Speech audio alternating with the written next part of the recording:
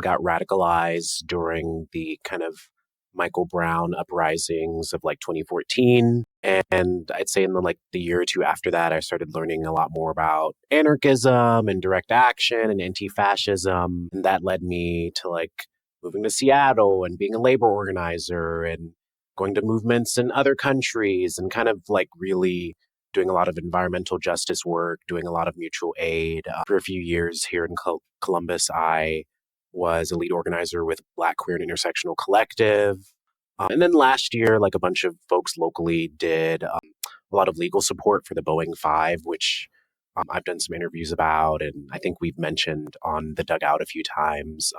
But yeah, I'm an organizer. I've been a freelance journalist on and off for 7 or 8 years. I published a book 2 years ago, a memoir about my political coming of age, and I'm learning how to draw. So yeah. Nice. That's us. Yeah, I guess I've been calling myself an anarchist since about 2011, 2012, somewhere in there.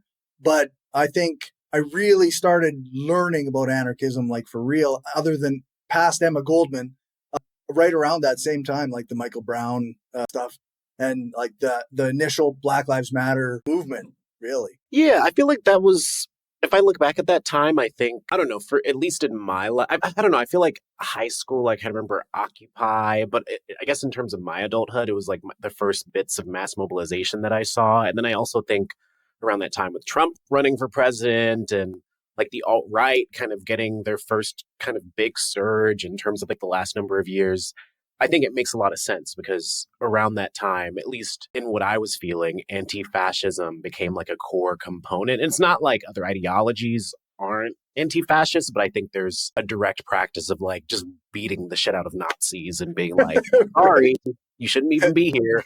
Yeah. So I think that ethic was something that I picked up on, even just going to protests based on the ideology of the organization planning the protests. I'd be okay, well, these people aren't gonna really as actively protect the crowd. They're maybe just gonna try and chant and have the Nazis go away or Right. whatever it is in between. So I think that to me was a big shift that period of time symbolized.